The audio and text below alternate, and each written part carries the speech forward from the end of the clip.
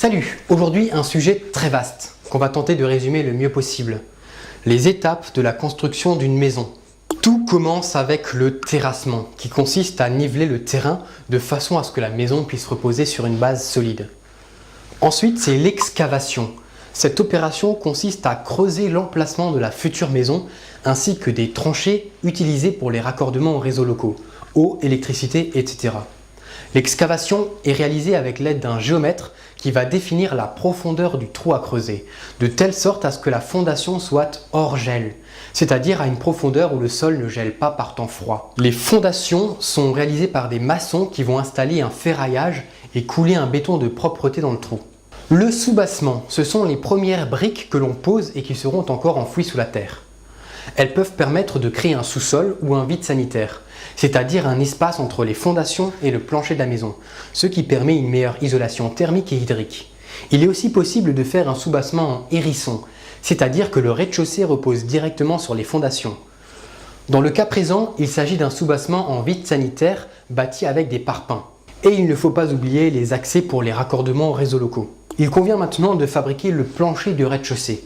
Pour ce faire, des poutrelles sont disposées sur les briques. Ce sont des poutrelles de béton qui renferment des câbles d'acier torsadés. L'espace entre deux poutrelles est défini en fonction de la taille des ourdis choisis. Les ourdis, ce sont ces éléments creux, généralement constitués de béton, mais parfois de terre cuite, de polystyrène ou de bois aggloméré. Les ourdis se posent sur les rebords des poutrelles. Par-dessus, un treillis métallique est posé et une dalle de béton est coulée. Le treillis métallique permet de renforcer le béton qui devient alors du béton armé. Et voilà, la dalle constitue le plancher du rez-de-chaussée. Puis les murs peuvent être montés. Ici, la méthode dépend du type de matériau de construction choisi. Il peut s'agir de parpaing, c'est un bloc de béton creux qu'on appelle aussi agglo ou moellon, qui a l'avantage de posséder une bonne résistance à l'usure et aux intempéries. Il est peu coûteux, par contre c'est un très mauvais isolant thermique et il est imperméable à l'humidité. Les briques creuses en terre cuite qui sont perméables à l'humidité et qui possèdent une bonne résistance thermique. Les briques monomures, ce sont des briques alvéolées en terre cuite. Elles possèdent de bonnes performances énergétiques mais sont assez coûteuses. En plus, la pose de ces briques est plus compliquée. Sinon, il y a aussi les briques en béton cellulaire ou thermopierre qui possèdent également de bonnes performances énergétiques. De nos jours, ce sont surtout des briques creuses qui sont utilisées. Elles sont fixées entre elles avec une fine couche de mortier-colle. La colle forme un joint très fin qui améliore donc l'isolation thermique. Au niveau des portes et des fenêtres, on installe des linteaux qui servent à soutenir les éléments qui se trouvent au-dessus. Puis on va rajouter encore un plancher supérieur. On dispose donc des poutrelles maintenues par des étais qui permettent de soutenir provisoirement le plafond. Puis on dispose les ourdis sur les poutrelles, en pensant bien sûr à laisser une ouverture pour faire passer un escalier. Et on va faire couler une dalle de béton comme pour le plancher du rez-de-chaussée. Maintenant, on va fabriquer un toit. Dans la présentation, on va choisir un toit en bâtière, c'est-à-dire un simple toit à deux pans. Il convient donc de monter aux deux extrémités de la maison des briques en forme de triangle.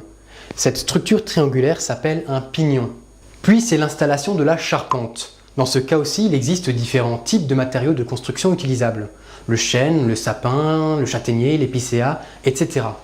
Les bois de charpente sont préalablement traités contre les attaques les plus courantes. Termites, capricornes, champignons, etc. Les premières poutres en bois qui sont posées sont appelées pannes. Ce sont sur ces pannes que vont reposer l'ensemble de la structure du toit. Les pannes sablières sont fixées sur les murs horizontaux, à la base du versant de toiture. La panne faîtière est posée au sommet de la charpente. On peut éventuellement rajouter des pannes intermédiaires qu'on appelle pannes ventrières. Puis les pentes des pignons sont mises à niveau pour en faire des pentes lisses. Cette opération s'appelle l'arasage. Pour ce faire, on réalise un coffrage avec des planches en bois et on fait couler un béton suffisamment épais pour ne pas couler hors du coffrage. On obtient alors une arase. Verticalement aux pannes, on fixe des chevrons qui sont des poutres plus fines que les pannes. Et sur ces chevrons sont cloués des lattes à toit nommées lithos. Les lithos sont posés horizontalement et doivent avoir un écartement régulier qui est défini par le type de couverture qu'ils doivent supporter. L'écartement entre les lithos est appelé pureau. Ensuite, c'est la pose de la couverture, c'est-à-dire l'agencement de matériaux recouvrant le bâtiment pour le protéger des intempéries. Là aussi, on peut choisir différents types de matériaux, comme les tuiles en terre cuite. Parmi les différents modèles de tuiles en terre cuite, on retrouve les tuiles canal, adaptées aux toits à faible pente, les tuiles plates, qui conviennent aux toits à forte pente, et les tuiles à emboîtement, qui ont l'avantage d'être faciles à poser et permettent de réduire le nombre de tuiles au mètre carré. Sinon, il existe aussi les mêmes modèles, mais en béton, qui sont plus lourdes que celles en terre cuite, mais qui ont l'avantage de mieux résister au gel et qui ne se gorgent pas d'eau en cas de pluie. Ensuite, il y a aussi la possibilité d'une couverture constituée d'ardoises, qui peuvent être soit naturelles, soit en béton, ou bien des shingles, qui sont des bardeaux bitumineux, qui ont l'avantage d'être très légers, imperméables et résistants au gel. Il existe de nombreux termes techniques relatifs à la couverture, comme les faîtières, ce sont des tuiles demi-rondes qui recouvrent la panne faîtière, les arrêtiers, qui se posent au niveau des arêtes entre deux pans de toiture, les noues, qui se posent au niveau des arêtes rentrantes entre deux pans de toiture, le pureau, qui signifie aussi la partie visible de la tuile, c'est-à-dire la partie en contact avec l'eau lorsqu'il pleut. La pose de la couverture confère au bâtiment le statut hors d'eau. Puis, la pose des portes et des fenêtres extérieures confère au bâtiment le statut hors d'air. Et c'est déjà la fin de la partie gros œuvre du chantier. C'est maintenant la partie seconde œuvre, que nous verrons dans d'autres émissions. Dans la partie seconde œuvre, il y a l'électricien qui installe le circuit électrique de la maison, le plombier qui s'occupe des systèmes d'arrivée et d'évacuation de l'eau, le chauffagiste qui installe les équipements de chauffage, puis il y a la réalisation de l'isolation sur les murs, plafonds, toits, et le revêtement des murs avec de l'enduit ou du plâtre. Les dernières étapes consistent à équiper et à embellir la maison, éventuellement l'installation d'un escalier s'il y a un étage à la maison, ou la pose de carrelage, de linoléum, de moquette ou autre. Puis pour finir, l'étape la plus importante, la décoration.